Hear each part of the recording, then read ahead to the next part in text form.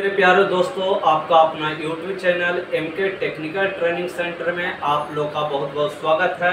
देख सकते हैं हमारे पास एक वरुणा कंपनी का टुल्लू पंप मोटर था। इस मोटर में सबसे बड़ी प्रॉब्लम यह था कि यह मोटर पानी नहीं उठा रहा था। सबसे ज़्यादा देहाती क्षेत्रों या शहरी क्षेत्रों में इस टुल्लू पंप का प्रयोग पानी टंकियों वाले जो सरकारी पानी टंकी होते हैं, इसके पाइप से पानी को खींचने का काम किया जाता है। लेकिन इसमें सबसे बड़ी प्रॉब्लम यही था कि पानी नहीं उठा रहा था। इसका मैंने पंखी को और ढक्कन को इस प्रकार मैंने खोल दिया। सबसे पहले आपके पास यदि आता है टुल्लू पंप, तो इसको सबसे पहले यहाँ 3 छोटे छोटे नटों से जो 8 mm के नट के द्वारा कसा हुआ रहता है, इसके बाद आपको ये तीनों नट को खोलकर इसके अंदर देख सकते हैं, इसके अंदर एक बाइसिल है। जो देख सकते हैं हमारे पास बाइसिल तो बहुत सारे रखे हुए हैं, और इसके अंदर हम दिखावेंगे कि किस तरीक़ा से इस बाइसिल को चेंज किया जाता है। सबसे पहले हम पूर्ण रूप इस नट को खोल लेते हैं। खोलने के बाद आपको हम दिखाते हैं।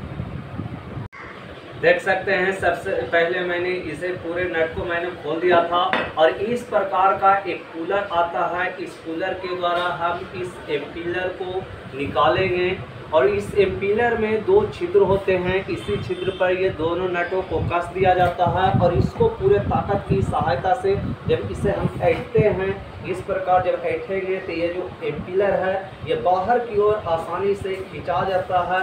इसके अंदर ही क्या लगे रहते हैं, बाइसिल लगे रहते हैं, जो एक प्रकार के पत्थर होते हैं, रबड़ होते हैं। ये कट जाने के कारण टुल्लू पंप मोटर पानी को नहीं उठाता है। इसको हम निकाल दिए, और इसके अंदर इसमें एक छोटा सा चाबी होते हैं। इस चाबी को भी अच्छी तरीक़ा से आपको रखना है, और इससे जैसे हम खोल रहे थे तो दोनों नट टूट गया था। इसको भी हम खोलकर अच्छी तरीक़ा से इस पर जैसे हम चोट मारेंगे धीरे धीरे, इसके बाद इस नट को इस प्रकार से घुलाएंगे ताकि ये आसानी से ये दोनों छोटे नट निकल जाएंगे। इसके बाद हम दिखाएंगे कि इसके अंदर किस तरीक़ा से अंदर जो बाइसिल लगा रहता है किस तरीक़ा से लगा रहता है।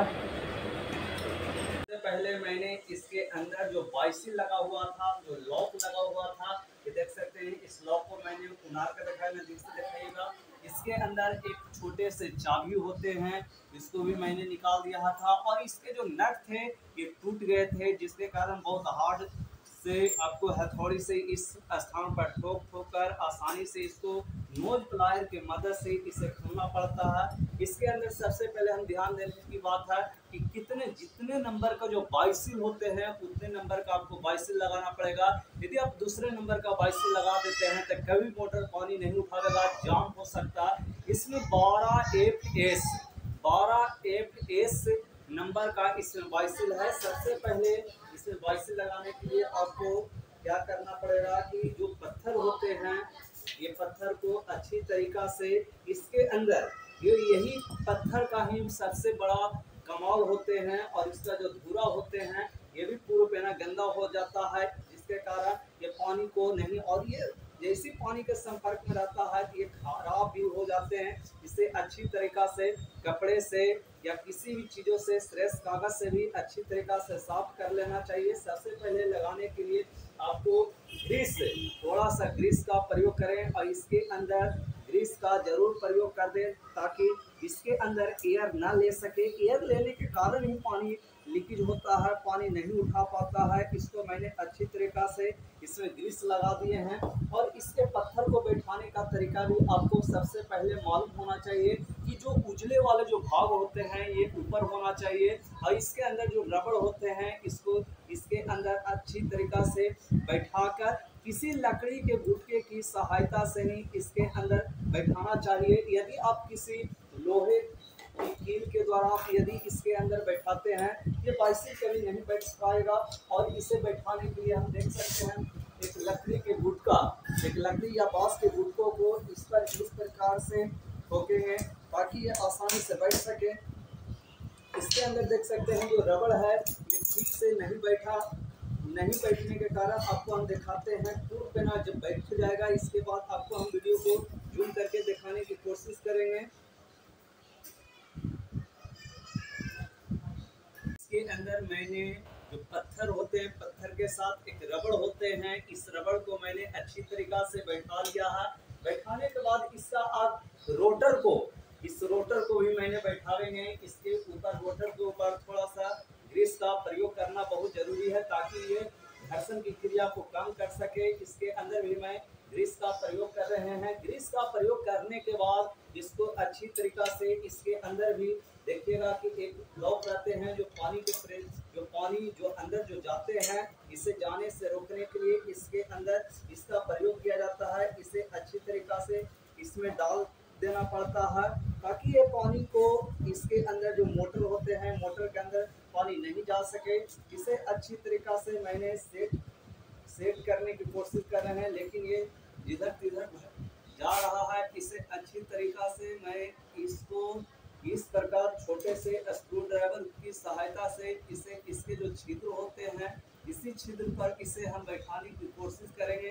जैसे ये बैठ जाएगा कि इसके अंदर से इस जो रोटर होते हैं, इस रोटर को मैं डाल देते हैं। डालने के बाद इसे देखिएगा कि इसे किसी भी गुटके पर ही इसे पटकना चाहिए। यदि आप गुटके पर ना पटकते हैं तो धुरा जाने के कारण आपको दिक्कत का सामना करना पड़ता है, ये सही से नहीं बैठ पाते हैं।